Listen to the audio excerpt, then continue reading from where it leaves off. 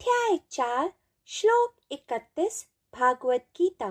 यज्ञश्रेष्ठामृतं भुजो यान्ति ब्रह्म सनातनम् नायं लोकोऽस्त्य अयज्ञस्य कुतोऽन्य कुरु सत्तमा। अनुवाद। हे कुरुश्रेष्ठ अर्जुन, यज्ञ के परिणाम स्वरूप ज्ञान अमृत को भोगने वाले योगी जन सनातन पर ब्रह्म परमात्मा को प्राप्त होते हैं तथा यज्ञ रहित मनुष्य ना तो पृथ्वी लोक में तथा न ही परलोक में सुख प्राप्त करते हैं। व्याख्या। ऐसा कौन सा मनुष्य है जिसका जीवन यज्ञ स्वरूप बन जाता है? वो मनुष्य जो वासनाहीन अहंकार रहित होता है, उसका जीवन यज्ञ स्वरूप हो जाता है, क्योंकि वह फिर स्वयं में नहीं परमात्मा में स्थित हो जाता है। अब योगेश्वर श्री कृष्ण अर्जुन को समझा रहे थे कि इस यज्ञ के परिणाम स्वरूप योगी ज्ञानामृत को भोगते हैं। अंग्रेजी में एक कहावत है, ignorance is death and knowledge is life, अर्थात अज्ञान मृत्यु है तथा ज्ञान जीवन है। इस पृथ्वी में अज्ञान के अतिरिक्त और कोई मृत्यु नहीं है, क्योंकि अज्ञानी ही मरता है। ज्ञानी जन तो जानते हैं कि भौतिक शरीर नश्वर है, परंतु इसमें वास कर रही जीव आत्मा शाश्वत अमर है।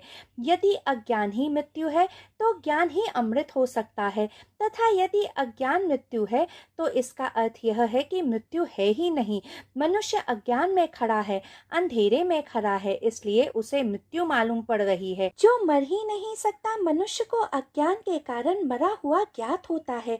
यदि किसी मनुष्य ने अपनी देह के भीतर जीव आत्मा का, उस दिव्य चेतना का, उस शिव तत्व का अनुभव ही न किया हो तो वह अपने भौतिक शरीर को ही दृढ़ता के साथ अपनी पहचान मान उसी के संग जन्म लेगा, जिएगा तथा मरेगा, इसलिए वह अज्ञानी है। इस पूरी सृष्टि में ज्ञान केवल एक है, स्वयं का ज्ञान। जिसने स्वयं को न जाना उसने कुछ भी न जाना, तथा जिसने स्वयं को जान लिया उसके लिए सृष्टि में ऐसा कुछ नहीं जो रहस्य है। तो जब मनुष्य को यह ज्ञात नहीं होता है कि जो प्रकट तथा अप्रकट होता है वह भौतिक शरीर है, उसको धारण करने वाली जीव आत्मा न प्रकट होती है और न अप्रकट होती है, वह शाश्वत है, वह अपने अज्ञान के कारण मृत्यु को प्राप्त होता है। किंतु जो जान लेते हैं कि ना वो जीवन में जीवित है न मृत्यु में मरते हैं, वह ज्ञानामृत का अनुभव करते हैं।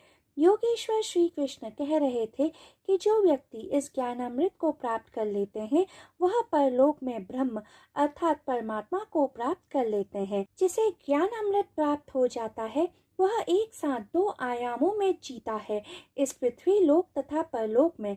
हम यह भी कह सकते हैं कि ऐसे योगी पृथ्वी लोक तथा परलोक की देहली पर खड़े होते हैं। ऐसे योगी जिसने परब्रह्म परमात्मा को प्राप्त कर लिया हो, उसने इस पृथ्वी लोक पर रहते हुए ही सच्चिदानंद को प्राप्त कर लिया होता है। किंतु जो मनुष्य अज्ञान में जीते हैं वे पृथ्वी लोक तथा परलोक दोनों में ही दुख प्राप्त करते हैं।